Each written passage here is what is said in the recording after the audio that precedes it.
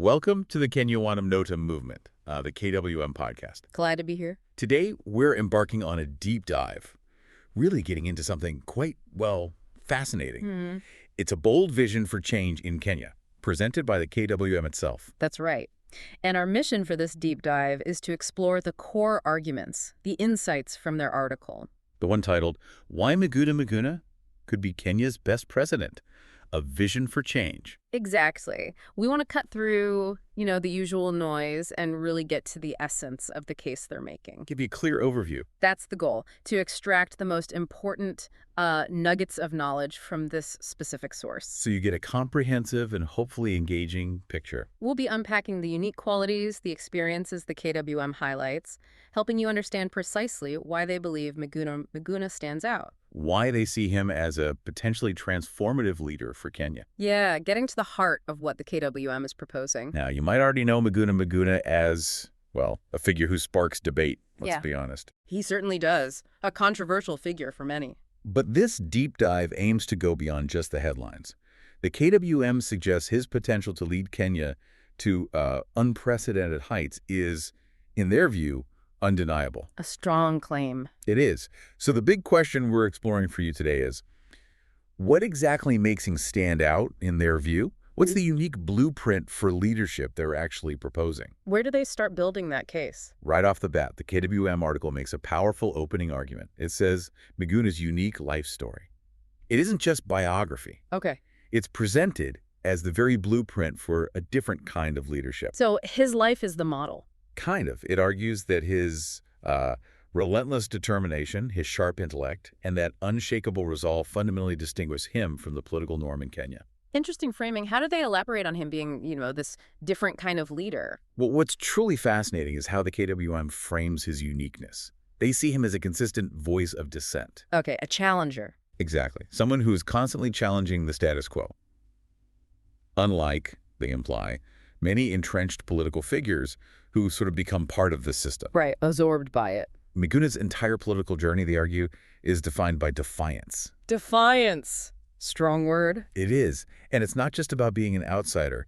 It's framed as a fundamental opposition to how things have traditionally been done. So defying corruption. Defying corruption, defying injustice, and rejecting the conventional expectations of what a politician, quote, should be. It suggests he's not just against the system, but maybe embodies a fundamentally different way of operating within it, or trying to. That seems to be the core idea there. Okay, so that sets the stage. What about his background, his skills? Okay, let's unpack this further. The KWM really hammers home Miguna's legal training. Ah, the legal background, yes. It's presented not just as, a formality on his resume. Not just a qualification. No.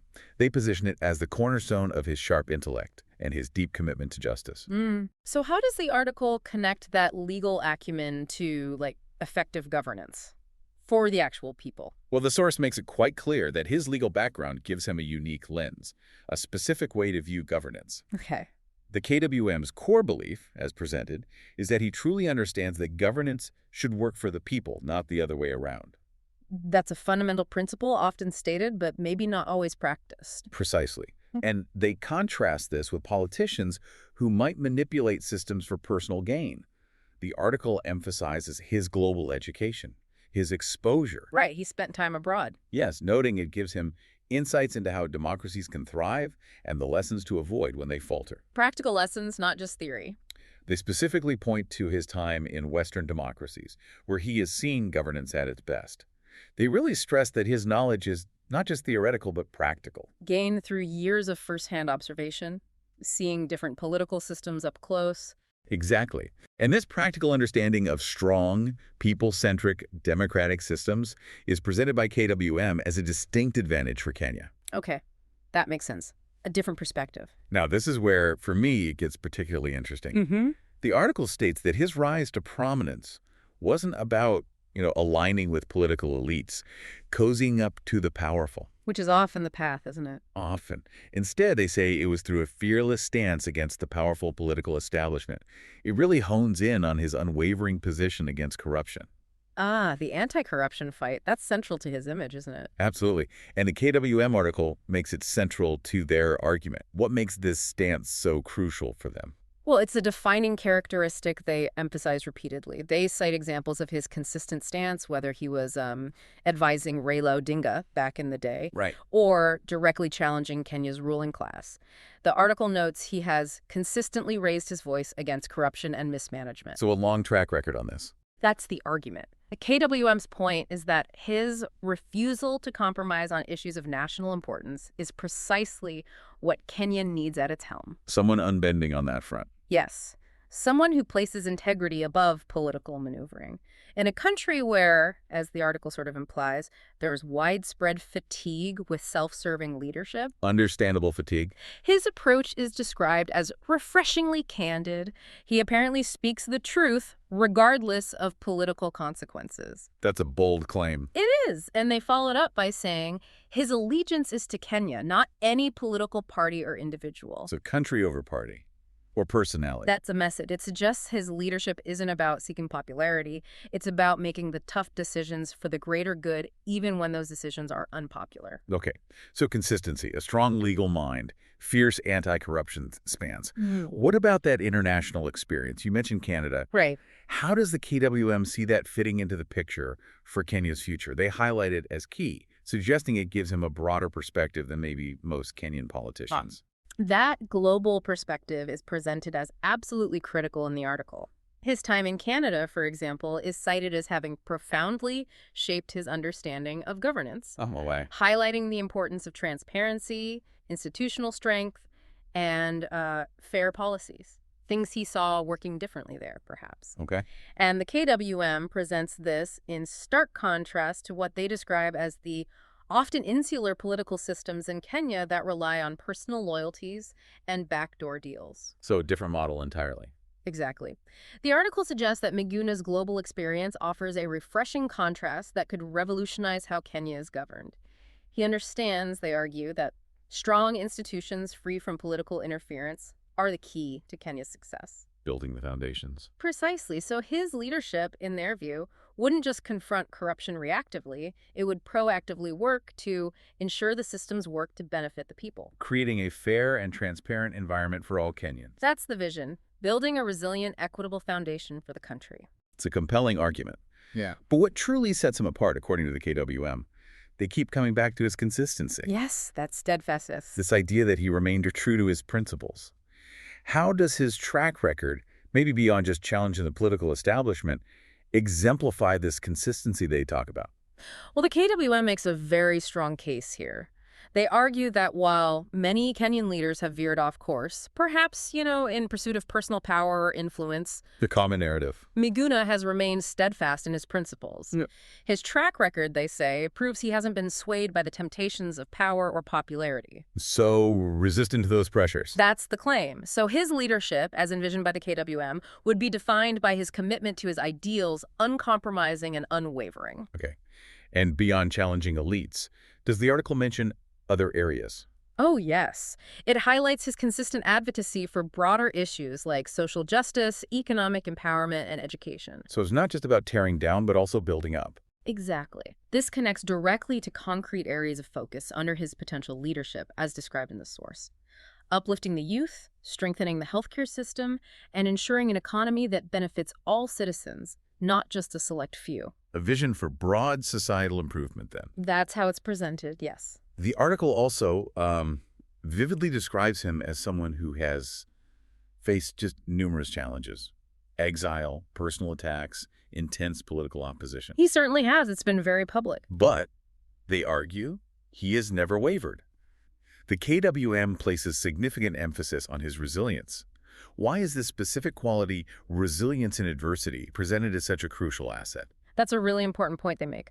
Kenya, like any nation, faces complex challenges, right? Both internal and external. Absolutely. The KWM asserts that Kenya needs a leader who can withstand adversity and continue pushing for the greater good, even when the odds are stacked against them. Someone who won't buckle under pressure. Precisely. They highlight Miguna as someone who has proven he possesses that resilience, a quality the source actually describes as desperately needed in Kenya's president. Desperately needed. Strong wording again. It is. It's about enduring, persevering for the benefit of the nation, demonstrating an unwavering spirit when times get tough and opposition is fierce. So it's not just about personal strength, but about a leader's ability to guide the whole nation through difficult moments. That's the connection they make, yes. Okay, this is a good point to pause for a moment. This deep dive into the KWM's vision, it's really all about empowering you, the listener, to be part of the change. Absolutely. It's about understanding the ideas being put forward. So, to learn more and maybe become an active participant in shaping your community, your nation, visit www.wantamnotam.com. That's absolutely right. Go to www.wantamnotam.com. You can create your account there and start sharing your own ideas. Ideas that can help change your village, your city, your nation. Your voice is a critical part of this movement. It's needed. It really is. That's how we collectively drive real progress, by sharing and discussing ideas. Okay, so bring this all together.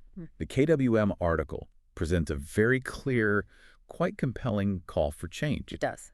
Arguing for a new kind of leadership, one rooted in, well, integrity and a global perspective, as we've discussed. What's the overarching message they want you, the listener, to take away about Kenya's path forward, according to this article?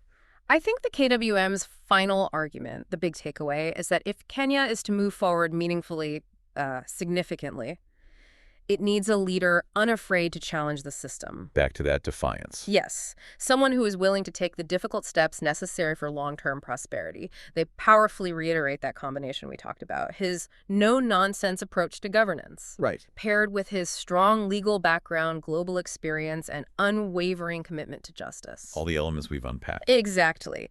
Positioning him, in their view, as a leader poised to tackle the nation's most pressing issues. And what's the ultimate vision they paint, if he were to lead? The aspirational vision is quite clear in the article. Under Miguna's leadership, Kenya could be a country where merit, justice, and fairness govern. Instead of. Not one where political loyalty trumps national interests, which, they imply, happens too often. Okay. His leadership, they argue, would focus on building strong institutions, empowering ordinary citizens, and creating a society where everyone has the opportunity to succeed. It's a vision for a truly transformed Kenya, then, based on their perspective. That's the picture the KWM paints in this article. Yes. So as we wrap up this deep dive, what stands out most to you from the KWM's vision for Kenya's leadership presented here? For me, it's perhaps that emphasis on how his defiance is reframed, not just as contrarian, but as a necessary quality for profound change. That's a great point. And if we connect this to the bigger picture, the KWM article essentially asks you, the listener, to fundamentally reconsider what qualities truly define a transformative leader. Especially now. Especially in a political landscape, perhaps anywhere, that's often fatigued by conventional approaches, by politics as usual. It raises a really important question, I think, about the non-negotiable role of integrity. And that external experience you mentioned. And the tangible benefits of external experience in national governance. It suggests these are paramount for driving real, lasting change. It definitely makes you think, what kind of leader do we truly need to build a better future? What are the essential ingredients? A provocative thought to leave our listeners with. We've certainly unpacked a powerful vision for change today, based entirely on the KWM's article. A distinct perspective, for sure. And to take your engagement further, to contribute your own ideas, and to truly be part of shaping your community and nation, please visit www.wantamnotam.com. Yes, please do. Remember, at www.wantamnotam.com, you can create your account. It's straightforward, and start sharing your ideas. Ideas that can genuinely help change your village, your city, and ultimately, the nation. Your participation is what truly drives the movement. Your voice is vital. It's a crucial part of Kenya's future, building that dialogue. Thank you for listening to the Kenya Wantam Notam Movement, the KWM podcast.